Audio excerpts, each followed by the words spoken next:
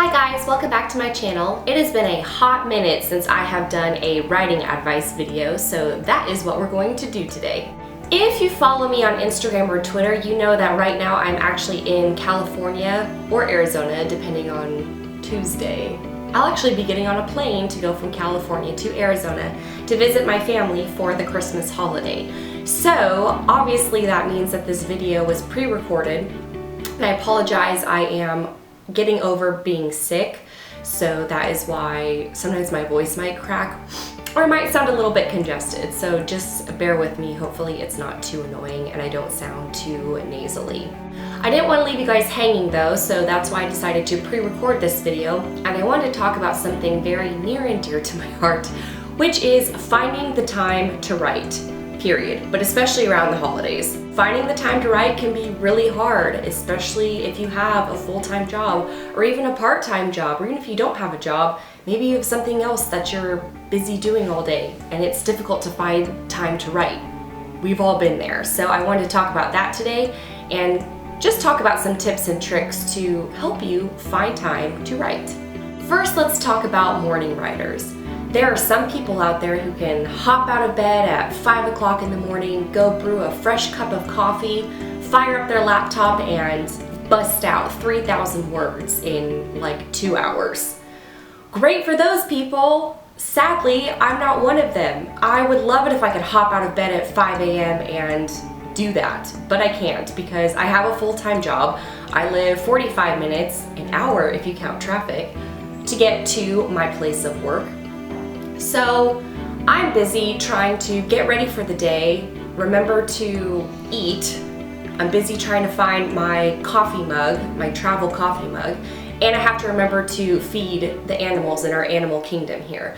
So I'm basically scrambling to get out the door in the morning. I've been like this ever since I can remember, and it's not something that's going to change anytime soon.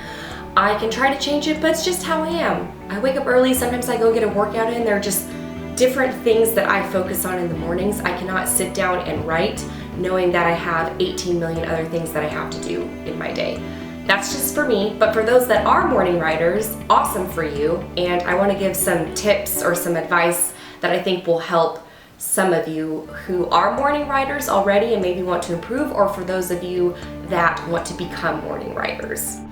Number one, if possible, get up an hour earlier. If you have a husband or kids or a busy household, what have you, roommates, whatever your case may be, sometimes waking up an hour earlier can really help you get your writing time in. Not to mention the house is quiet, everything's quiet. There's something about watching the sun come up and sitting down, with a cup of coffee and your computer. I have done this on the weekends sometimes. I'm talking about during the work week, Monday through Friday. This is just not something that can happen for me. But if you wake up an hour earlier, then you have that exclusive writing time where no one can bother you, no one's awake, the world is probably still asleep, so that gives you the perfect opportunity to sit down and just write with no distractions. Number two, just like I was talking about distractions, you want to avoid distractions on the way to your computer. I don't know about any of you, but when I wake up in the morning, normally my alarm's going off on my phone, so it's just habit. The cat's here. Hello, Lacey. She always has to make an appearance. I know. So I don't know about most of you, but normally when my alarm's going off in the morning, I pick up my phone to turn the alarm off, and then I'll just go to my email, I'll go to Instagram, I'll go to Twitter, I'll go to Facebook, and I just do the whole social media circle, and it just starts my day off where I'm just looking at social media. Don't do that if you want to write in the morning, because it will totally dissolve those creative juices that when you wake up, you're kind of in like a dream-like state, and maybe you just woke up from a dream, and so you're actually incredibly creative when you wake up. So by looking at your phone, looking at social media, doing that kind of stuff, you're actually inhibiting, and dissolving is not the right word, but I'm still kind of sick and congested, so those creative juices will slowly be dispelled as you are looking at social media. So don't do it. Just get up and try to avoid your distractions on the way to wherever your writing spot is. Trust me, it will help you in the long run. Number 3, use shower time wisely. If you're one of those people that wakes up in the morning and you immediately have to get in the shower, you can't just, walk from your bed in your pajamas straight to your computer or your office, then use your shower time wisely. And by this I mean, again, don't look at social media, but go take your shower while you're lathering your hair or, getting all of the soap on your loofah. Just start thinking about your book. Think about what you want to write for the day. Think about a scene. Just think about little things, or you can listen to a book on tape while you're in the shower just to kind of get your mind going a little bit and to help those creative juices keep flowing while you're showering. Number 4, I've said this pretty much in every one of these tips so far, but you just need to avoid social media like the plague. Just remember, when you wake up, you are in a dreamlike state. Don't answer phone calls. If you do have early morning meetings, I would just try not to schedule those if you're going to use the mornings to write. I pray to God you don't have a 5 a.m. conference call for work, but hey, some people do because international time zones, what are you going to do? But if you can avoid social media like the plague and just get up and come to your computer and write, I promise you that you will feel more creative, you won't feel bogged down, and I think you'll get a lot of words on that paper. And that's what we all want, right? Okay, so moving past those morning writers, which I am a little bit jealous of you guys, so yeah, we're gonna move to the end of the day writers, or the night writers, afternoon writers, whatever you want to call them. Let's call them night writers because it kind of sounds like writers and it just sounds really cool. So if you're a night writer, let me know, comment down below. I'd be interested to see how you find time to write. Sometimes I do feel drained or exhausted after the workday. I mean, who doesn't? You work from, 7:30 to 4:30 and it's just like, then you drive an hour home, you get home, and all you want to do is just kick your feet up and watch TV, Netflix, something like that. But no, gotta sit down and find time to write. So this is how I carve out my time to write. Number 1, develop a ritual. And this can kind of go for morning writers too, but I think for evening writers, it kind of works out better. For me, my ideal writing time is anywhere between 7:30 and 9:30. I like to try to be in bed by around 10 o'clock because I do have to wake up so early. And I found that my creative juices are flowing the most between 7:30 and 9:30. So that's when I try to get my writing time in. But for me, developing a ritual, I actually change into some really comfy clothes. I put some fuzzy slippers on. I'll light a candle. I'll go make a cup of tea, whatever tea I'm feeling like at the time, maybe chai tea or something like that. I'll tell my fiance that I am going to be writing, and he pretty much knows that this is my writing ritual, so he doesn't ask questions or complain. I shut the door to my office and I sit down and I write. For some people, it's something as simple as changing out of your work clothes into something more comfortable. But if you can develop a ritual, something that reminds you, I do know someone that actually does 10 minutes of yoga before she sits down to write. So sometimes you just need to have something that you do beforehand, before you sit down and write, that kind of signals that it's your time to write for the day. Number 2, set a place to write. So for some people, this is their office. I do tend to work better in my office because it's quiet, I can shut the door, it's kind of like my little oasis. I've made it a happy place where I like to be. So for me, my place is usually in my office.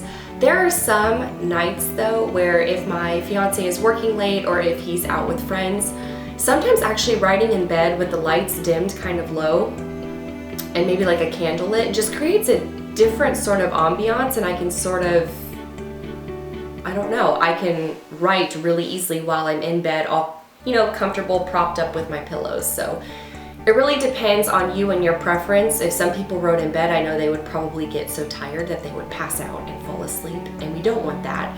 So pick a place, a writing place that is suitable for you and your writing. Number 3, this is part of my ritual, I guess too, but I journal for 10 minutes.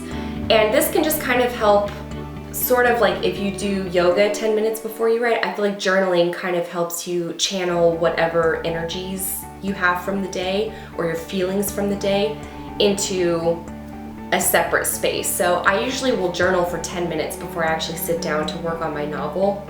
Just because if I've had a tough day, sometimes I just need to write and get all of it, especially if it was a negative day, I need to write all that down and get the negativity out of my body, out of my mind, and once it's written down, I feel a lot better. Number 4, only write. This kind of goes back to the whole social media thing that I was talking about earlier, but just avoid any and all distractions and only write. Don't have multiple tabs open on your browser to Facebook and Twitter and your email. Don't check your emails when it's your writing time. Close all those programs out. If you had a load of laundry that you were doing, you should have folded it before you sat down to write. If you can plan ahead and do the things that you need to do before you sit down to write, once you actually do sit down, it will make things a lot easier and you will be less likely and less tempted to look at social media. And again, this ties back into making it a ritual and making it a habit.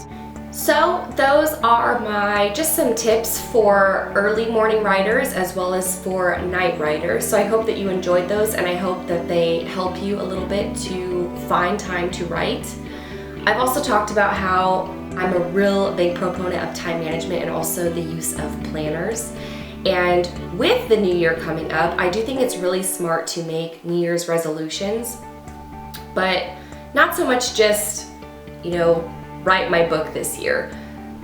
If you make that a resolution, that's great, but you do need to have a detailed plan as to how you're going to get there. So I like to make monthly goals for myself, and I can share a goal list with you maybe in a different video because I actually haven't written one for January yet, which is something that I need to get working on. But I think if you can have a full goal, so you have your resolution, which is write my book this year, then maybe every quarter, so every 3 months, you can have another set of smaller goals that are more achievable.